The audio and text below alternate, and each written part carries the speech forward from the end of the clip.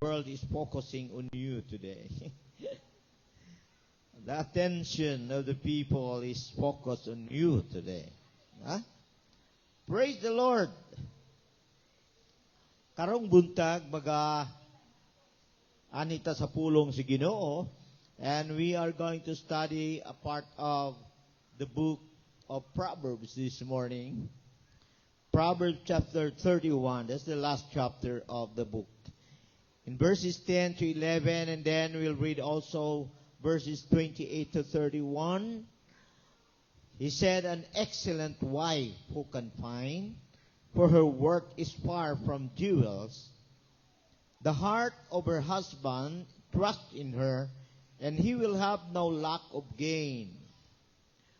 Her children will rise up and bless her, her husband also, and he praises her, saying, many daughters have done nobly, but you excel them all. Charm is deceitful and beauty is vain, but a woman who fears the Lord, she shall be praised. Give her the product of her hands, and let her works praise her in the gates. Hallelujah. Kanang pulong matong, or the passage, of course, that we have just read, is talking about the excellent mother, no? Maayo or talagsaon nga inahan. So, si King Solomon, should say, is of course the writer of the book of Proverbs. And in this chapter, he tried to esteem all the women in the world, and especially the mothers, no? So, nagisgot siya may tungod sa excellent woman, or excellent wife, or excellent mother. Naunsa man ang excellent mother dinhi sa Proverbs 31 verse 10. Kini giyatagan og kahulugan ingon nga usa siya ka babae nga halangdon sa iyang kinaiya, sa iyang kalig-on, o sa iyang dignidad. Nga kini, of course, labaw pa ang iyang bili kaysa mamahalon nga alahas. No? Siya gi hulagway nga usa ka mahadlukon sa Dios, makugihon nga nagtagana og nagadala og mga maayong mga butang alang sa iyang pamilya. Og uban sa iyang kasa nagdumala sa iyang panimalay o nagtrabaho uban sa kaalam, nag-alagad sa usa ka ingon nga usa ka modelo sa pagkahimong diputado o kaligdong. Mao na siya ang excellent woman nga giingon, no? So, karong buntag makita nato nga si King Solomon nagahatag siya og mga paghulagway, unsang dagwayaw, unsa ning gitawag natong excellent woman, nga karong buntag samtang magasisgot kita niini, all the mothers present today, kinahanglan nga mangandoy ang tanan nga mahimo silang excellent mother. Amen. Mao ba na inyong gusto mga mama, no? Nga mahimo kamong maayo og talagsaon nga inahan. Karong buntag mao ni atong isgutan, becoming an excellent mother to be worthy of honor. Pagkahimong talagsaon or maayo nga inahan nga takos sa pagpasidungog o sa mudawat sa gitawag natong kadungganan. Tanawon sa nato the first part of the passage that talks about the scarcity of excellent mother. Ang pagkanihit sa maayo nga inahan. There is some scarcity there. O makita nimo karon nga sa verse 10, again I will read Proverbs 31 verse 10, it said, an excellent wife who can find. Now, kana nga interrogation or kana nga pangutana diha sa verse 10, makita nato about the scarcity of excellent mother that she can hardly be found. Lisod yun siyang makitaan. Lisod yun ta makakita o tawag natong excellent mother. O, mao na nga ni hit gyud, no? Now, unsa man ang hardly be found nga absolute nga impossibility. Nagpasabot nga dili ingon nga di gyud ta makakaplag og excellent mother, pero talagsaon og maglisod gyud ta kaplag or kakita, maglisod gyud ta kakita og gitawag natong maayo og talagsaon nga inahan. O nang ipasabot. So it's very scarce, no? It is of course gigamit kini aron pagulagway sa mga butang nga kanabang mo yun ka nga hard to be found, hardly be found. Nagigamit kini nga word aron pagulagway sa mga butang nga kanang pangitaon kayo. Nga ang iyang bili ug ang iyang pagkaanaa, of course gitawag nato nga grabe og lisod gyud siya kita nato nga pangitaon. Dunay kalisod nga makaplagan nato kanang gitawag natong excellent mother or maayo or talagsaon nga mama. O mo na siya pasabot, no? Sa verse 10, sa second part, it said, "For her worth is far above jewels." Unsa may ginapasabot diya? Ang pulong sa Ginoo nagpasabot sa second part sa verse 10, gawas nga dunay gitawag pagkalisod nga makaplagan ang excellent mother. Ikaduha, she has a great value. Duna say dako kaayong bili or bililhon. Ha? Bililhon kaayo ang gitawag natong excellent woman. Kumingon ta nga great value og dakog bili or bililhon, nagatumong kini sa usa ka butang nga diin adunay gitawag natong talagsaon nga espirituhanong pagkabililhon. Sa ato pa, we are not referring, of course, to the physical aspect of her life, but more on the spiritual work. Ngayon siya that surpasses all material possessions, primarily representing the kingdom of heaven, salvation, and a person's worth in God's eyes. Sabto nato ng great value nga kung ang usa ka mama matawag nato siya nga nahimo siya nga great value, nagpasabot lamang nga siya usa ka tawo nga diin nahimong dako kaayog bili sa atubangan sa Dios. Mao na siya a person's worth in God's eyes. Now, maghisgot ta og mama, we will talk about Mary, the mother of Jesus. You know, Mary, when she was still single, no? Sa diyang dalaga pa si Maria, miabot ang time nga nangita ang Dios ug usa ka babae nga iyang gamiton aron mahimong inahan sa anak sa Dios. Nga gisulti sa book of Isaiah, gisulti sa book of Jeremiah, gisulti sa Old Testament prophets, that there will be a son that will come and that will be born through a woman.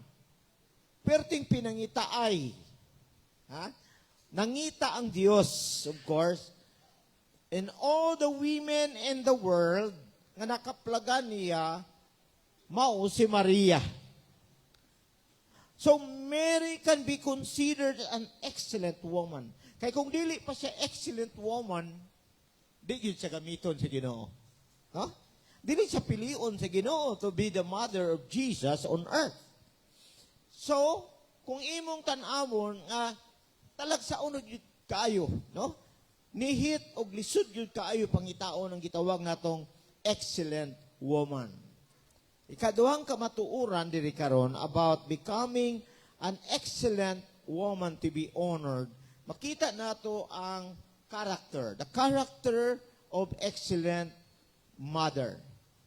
Unsa may mga kinaiyang makita, kinahanglanon natong makita, aron ang usa ka inahan matawag natong excellent, maayo or talagsaon. In verse 11, Proverbs 31 verse 11, he said, "The heart of her husband trusts in her, and he will have no lack of gain. So, unang karakter nga gisgutan sa pulong sa Ginoo, of course, she is trustful. Siya, kasaligan. Unsa nang word nga trustful? Trustful means having an unwavering, active reliance on God's character. Nagpasabot nga siya, usa kini ka kinaiya or Kristohanon nga gasa nga diin nakaangkon ikaw og walay pagkausab nga aktibo nga pagsandig sa kinaiya sa Dios, sa iyang mga saad og sa gahom nga dili of course gikan sa tawhanong pagpanabot kundili or gikan sa pagka angkon nato o gitawag natong kasiguruhan sa mga kalibutanong mga butang. So, when we say that an excellent woman is full of trust or trustful, nagpasabot nga siya nakaangkon og hingpit nga pagsandig. Ha? Pagsandig dito sa kinaiya sa Dios nga ang Dios nga iyang gialagaran di gyud mamakak sa iyang mga saad o sa iyang pulong nga gisulti. Ingon diya, it is a deep-seated conviction that God is faithful, good, and in control even when circumstances seem contrary. Ang ginapasabot niya na mao ngang usa ka babae nga dunay pagkasinaligan o masinaligan nga pagkainahan, nahimo siya nga duna siya halalom nga pagtukbil sa iyang kaugalingon ngang Dios matinud-anon. Nga ang Dios maayo ug maoy nagakontrolar bisan pa man sa mga panghitabo sa kinabuhi nga dili maayo. Mo nang trustful. Para pang dili maayong panghitabo na kay problema, dako kaayo nga problema pero wa ka naluya jud nganuman kay ikaw nagsalig sa Dios nga siya mutabang nimo nga pagsulbad sa imong problema. Every time circumstances arise, matag panahon nga moabot ang dakong problema pagsulay man o unsa nga butang nga diin imong dili makaya kanunay ka nagaingon ang Dios mutabang gyud nako. Mo na nga ang usa ka excellent mother doon na siya kinaiya nga masaligon, no? She's trustful. In Proverbs 31 verse 12, ingon sa book of Proverbs, she does him good, and not evil all the days of her life. Dili lang siya trustful, kaduhang kinaiya, she is good, maayo. So what is good there? Ang word nga maayo diya, nagapasabot kini nga mapadayunon o aktibo nga pagtugyan sa iyang kaugalingong kinabuhi nga pisikal, sa iyang pagbati o sa iyang espirituhanong kinabuhi, nga wa nagpasabot nga di na gyud siya mahimong magbuhat og dautan. Dili, no? Apan kaning word nga good diri nagpasabot nga sumala sa pulong sa Ginoo tungod kay nagtumong man ni Sabana, no? She's good to her husband. Nagpasabot nga siya ingon nga pagkamama o pagkaasawa, iyang ginasuportahan ang pagpangulo sa iyang bana kaniya o nagadala og kauswagan sa gitawag nato or kalipay sa iyang kaugalingong kinabuhi or sa iyang tibuok nga kinabuhi. So when you say that the woman as a wife and as a mother is good, kanang kung gingon niya sa 12 o nga she does him good. Kanang him diha of course refers to his husband or to her husband. Nagahimo siya og maayo og dili dautan. Mao nang kinaiya sa gitawag natong excellent woman.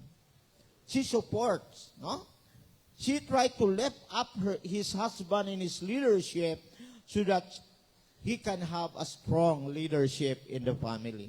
Ikatulong karakter sa excellent woman, sa verses 13 and 14, she looks her for wool and flax and works with her hands in the light.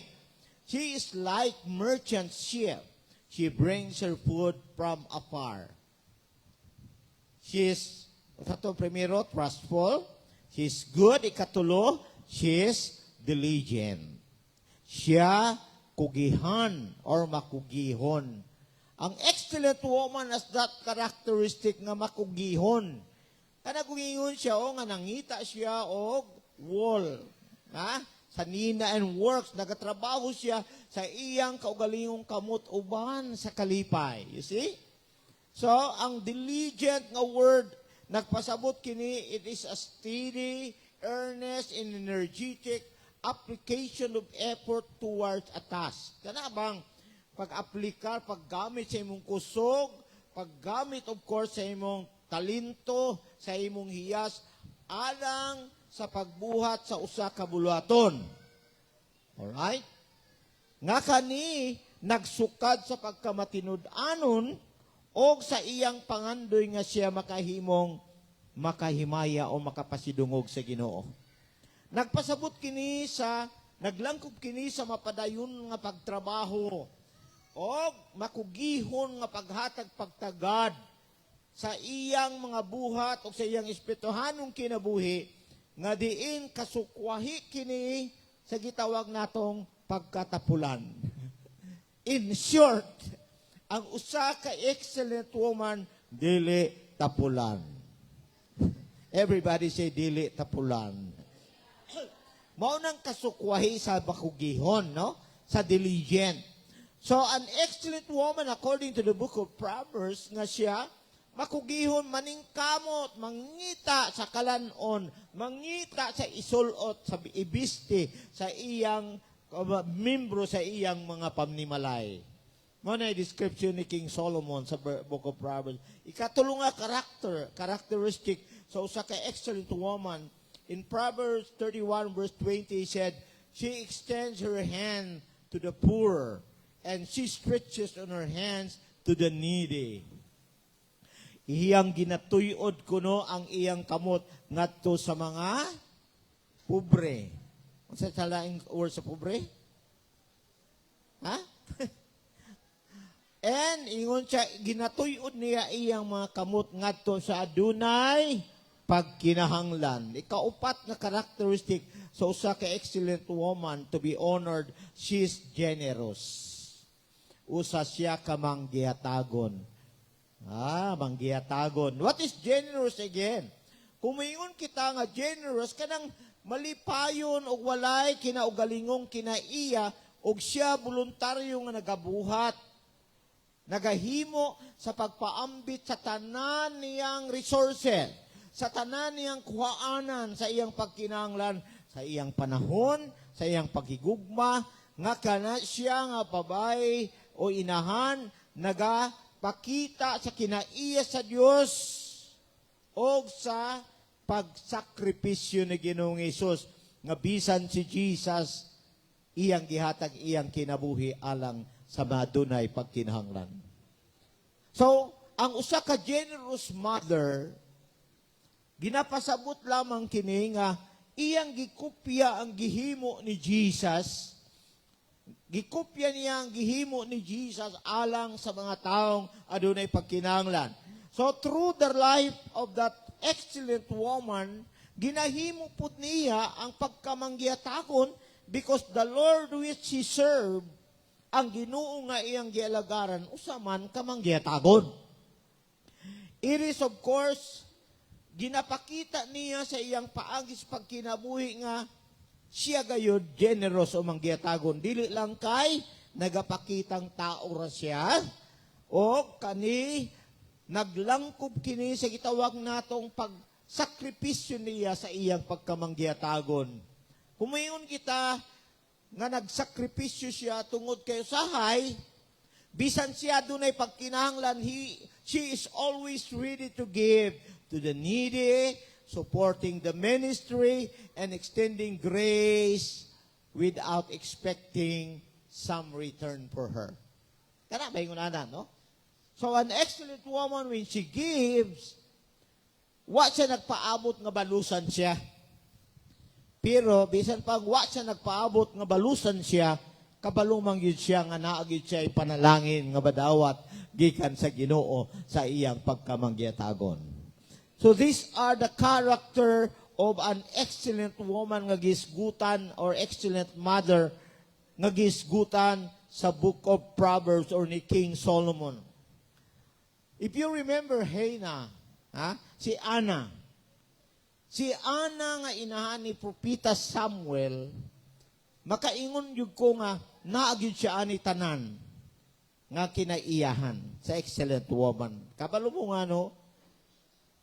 Because si Anna nga inahan ni Prophet Samuel, sa iyang kahimtang sa dihang wa pa siya anak, no? Wa pa siya ng anak kang Prophet Samuel.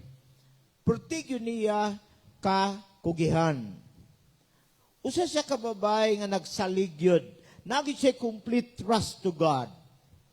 Kabalo mo, kadlawon pa mo adto na siya dito, tubangan sa Ginoo, sa presensya sa Ginoo, dito mag-ampo. Nga nangandoy nga unta magkaanak siya. O kung imong tanaw niyang life, si Anna Manggod, wala gyud chance physically sa iyang kaugalingong panglawas nga makaanak siya because she was considered as barren. Barren gani, nagpasabot ng isa nga baog. Sabot ba mo baog? Apuli. O in other words, di gyud siya makaanak. Pero tungod kay naa siya pagsalig sa Ginoo, makita nimo nga nanganak gyud siya. Usa pa gyud ka propeta. Pero maayo gyud kay siya nga pagkababay or excellent gyud siya nga pagkababay. Kugihan gyud siya kaayo sa iyang spiritual life, makita nimo that every morning mo adto gyud ta dito sa atubangan sa Ginoo, sa presensya sa Ginoo to pray and to, of course, to intercede. And she was generous nga naman tungod kay when she got pregnant, sa diyang nabuntis na siya kang Prophet Samuel, ingon gyud siya sa Ginoo, ikaw may naghatag ani Ginoo, mataw gani ning bata, Lord, ibalik yun ako ni sa imuha. Iya yung gihatag, iyang anak nga gipangandoy. Since that time, Prophet Samuel, when he was born, kabalo mo, dito niya gipapuyo na sa templo. Dito nagdako si Prophet Samuel sa templo. Og nahimo gyud siyang alagad sa Ginoo because he became a prophet. Nahimo gyud siyang propeta sa Dios. Why? Because of Hannah, who is an excellent mother. Mao na siyang kinaiyahan sa gitawag natong excellent mother. We'll go to the honor for excellent mother. Unsa may kinahanglang dungog or pasidungog alang sa usa ka maayo nga babae according to the book of Proverbs. In Proverbs 31 verse 28, he said, her children rise up and bless her. Una, of course, that according to the book of Proverbs, her children must bless her. Ang iyang mga anak kinahanglan, magpanalangin kaniya. So mga mama, nga naa diri, if you are an excellent mother this morning, you are worthy to be honored by your children. Unsa man ang blessed diha nga word? In the Hebrew word, it means to be recognized. Hatagan og pag-ila, pagtagad, esteem. Ngatagan ka og taas nga pagtahod, taas nga pag-ila, or praise, as fortunate, kinalan ka nga daygon, tungod kay ikaw talagsaon, bulahan, malipayon, o mauswagon, tungod kay ikaw nagkinabuhi nga Diyos nun, sa usa ka Diyos nun nga kinabuhi. Now, it indicates that the woman's family, nga ang pamilya sa usa ka excellent mother acknowledges her wisdom, ginaila ang iyang kaalam, her hard work, ang iyang paghago, ang lisod niya nga pagtrabaho, and ang iyang espirituhanon nga debosyon, pagpangalagad nga pinaagi kaniya, kung anaa siya ni ini tanan, kinahanglan nga tagad nato siya og pagpanalangin nga numan ang ayan gyud siya ang hatagan ni ini nga klase sa panalangin, honor or blessing. Kanang word nga her children bless her, rise up and bless her, mo na yung ginapasabot. Nga kinahanglan nga mga anak, dili lang kay murabag dawaay lang, ha? Dawaay lang, mura lang ka na bang, why bili ang ginahimo sa mama ba sa ilang kinabuhi? Kundili, kung usa ka excellent mother, you are worthy to be recognized of what you are doing for your children. Nga ang mga anak, kinahanglan yun, mo pasidungog, mo panalangin sa ilang mama. Because their mother is an excellent mother. Amen, mga anak? Hallelujah. Proverbs 31 verse 30. Charm is deceitful and beauty is vain. Ingon sa Proverbs. But a woman who fears the Lord, she shall be praised. Verse 31. Give her the product of her hands, and let her works praise her in the gates. Ikaduha nga honor, her husband must praise her. Ang iyang bana kinahanglang magaday kaniya. Kita ninyo na.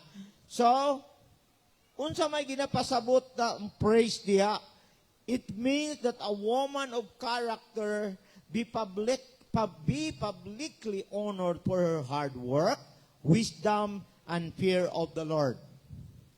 Unsa may ginapasabot? Yun pa diha, that this verse highlights that her works, katong diligent deeds, katong makugihon niyang mga buhat, and the fruit of her hands, results of her labor, nagasilbi kini nga maoy pinakad, maayo, nga hinungdan nganong angayan yun siyang i-recognize. Nga kinanglan siya daigon in the gates. Kabalo po ng gate diya. Gate is the center of community life in ancient time. Nagpasabot nga naa dito ang daghang mga tao. Mura ba publiko ba? Publiko. The gates were the center of civic and commercial life in ancient time. This means her reputation for wisdom, hard work, and kindness should be publicly celebrated, not just honored within the home. Sa ato pa, ang ginapasabot sa Bible, when the husband are encouraged to praise their wives, the mother in the family, dili lang siya ang ayang daygon daw sulod sa pamilya, kundili ang husband, kinahanglan iyang ipanghambog sa daghang mga tao ng iyang asawa, the mother of the family, usa ka excellent mother. Mao na siyang ginapasabot sa book of Proverbs, mga igsoon.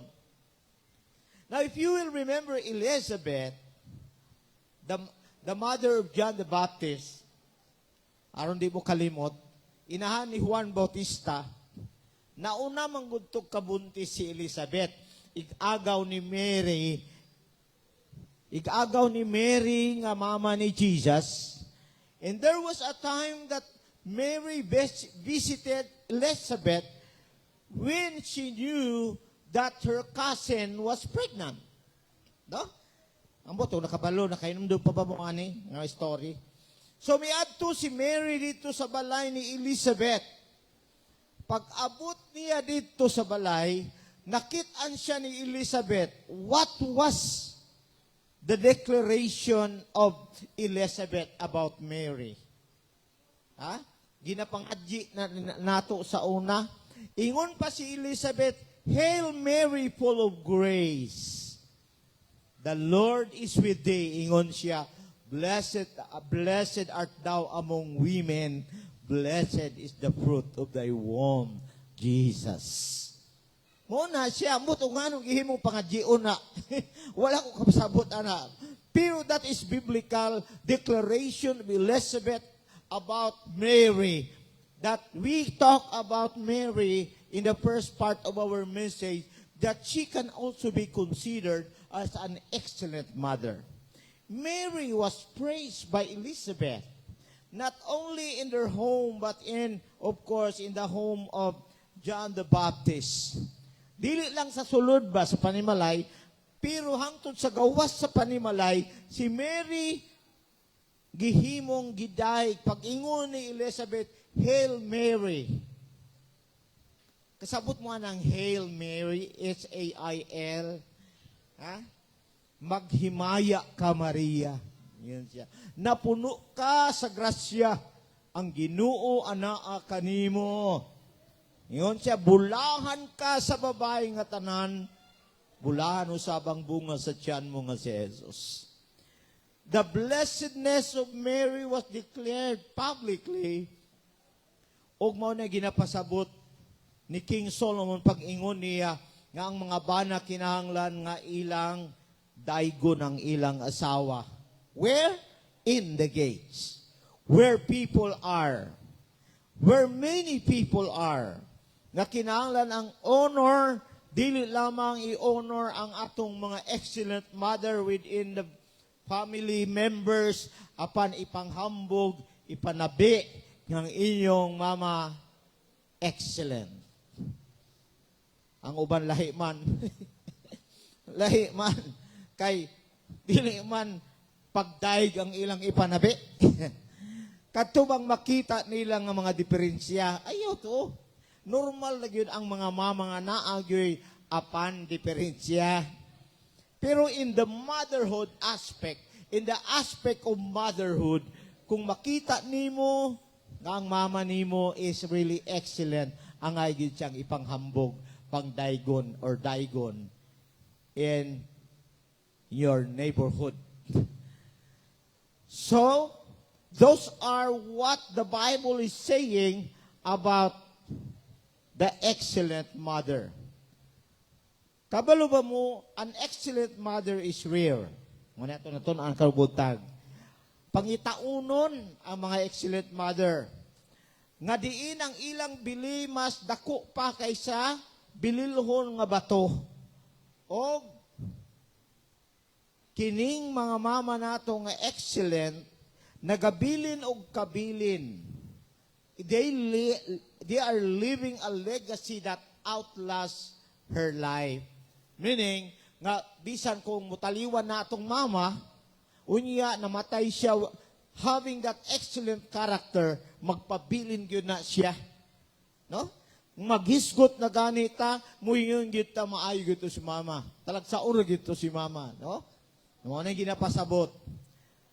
Ang mga mama, of course, nga diin nagamodelo sa ilang pagtuo karon, nagabilin og kabilin ngadto sa ilang mga anak nga magalakaw usab niini sa umalabot. Maungang usa ka mama, samtang buhi pa, maningkamot.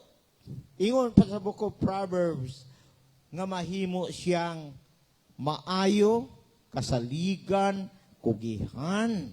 No? Nga mahimo siyang manggiyatagon because that is a legacy. Kabilin nga iyang ikabilin sa iyang mga umalabot po nga mga anak nga mahimo pong mama. You are shaping, yun pa, an excellent mother is not only shaping not that just this present time, but of course, for an eternal future. When we speak of an excellent mother, we are speaking of someone who has learned or who has leaned heavily on God's grace to hold her family together. Muna siya excellent mother, no? Usa siya daw nga babae nga din nagasandig kanunay dako nga pagsandig ngadto sa grasya sa Ginoo nga maoy nagagunit kaniya uban sa iyang pamilya nga hiniusa. Mga karon mga igsoon, ang atong mga excellent mother kinahanglan natong pasidunggan, suportahan, ug magaampo kita nga magpadayon sila sa pagkinabuhi aning kalibutan na diha sa kalig-on nga iya sa Ginoo. God bless you, excellent mothers, this morning. And happy Mother's Day to all. Hallelujah. Shall we all rise? Karong buntag, ginapakita lamang sa Book of Proverbs maigsuon kung unsang dagway o unsang kinahanglanon sa mga anak sa Ginoo nga mga mama, no? As Christians, as a believing woman of God, kung unsaon nato pag kinabuhi og mahimo nga gitawag natong maayo og talagsaon nga mama. I hope that this morning you are going to desire, you are going to long, mangandoy, Lord, help me, God, to become an excellent mother, as the book of Proverbs is talking all about. Shall we pray? Father, thank you, Lord, today. We have learned again new things about the mothers, Lord. That God, I'm praying for all the mothers today, that they will become an excellent mother according to what King Solomon is talking about in the book of Proverbs. And Lord, you are going to bless all the mothers today as we will be celebrating this Mother's Day today. God bless your word, and let these words remain in the hearts of the children, the husband, and all the mothers who are here this morning, God. Lord, bless us together with all these words again today. And we just want to thank you, Lord, for everything in the mighty name of Jesus. Amen and amen. Hallelujah. Atong palakpakan atong Ginoo. Glory to God. Malingkod ta pagbalik. Of course, our service is not done yet. No, human sa atong offering and also the announcement, we'll have part 2 for our celebration. Hopefully mahuman gyud ta ani after past 12 na gyud ta kay dugay ta nakasugod. Mao nga I will give the time now to the offering in charge to gather all the offerings today.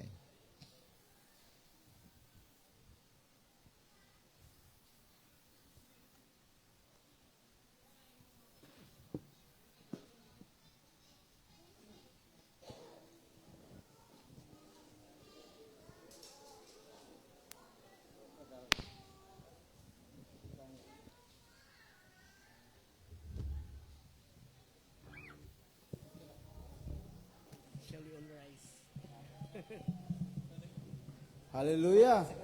So, wanto na punta sa itong sunod na bahin. Ito bang hata, tithes and offering. Hatag sa kalipad, diha sa Ginoo. Hatag sa kalipad, diha sa Ginoo. Naiguta ang Diyos, musalig ka niya sa malipayong kasing-kasing. Hallelujah. Hatag sa kalipad, diha sa Ginoo. Hatag sa kalipad, diha sa Ginoo.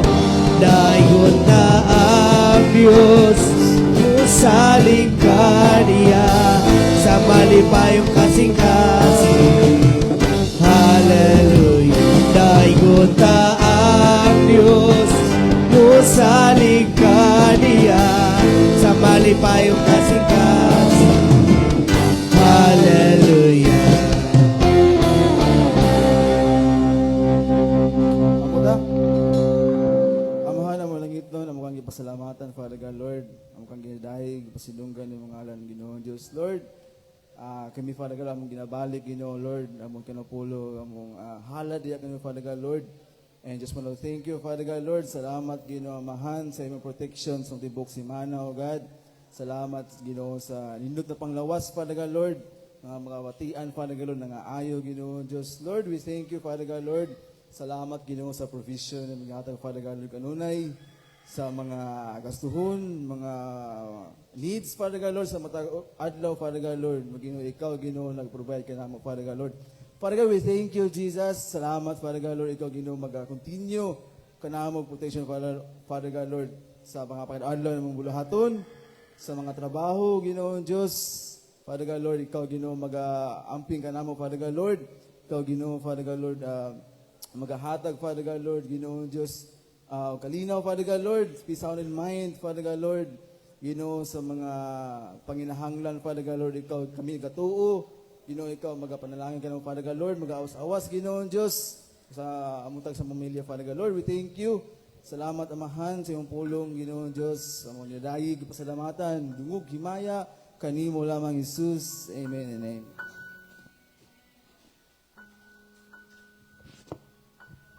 Hallelujah. So, naaman tayo emergency prayer nga kinahanglan ni Ampo karong buntag. So we will just pray. Nawa ako nagbutang diha prayer request form kay binako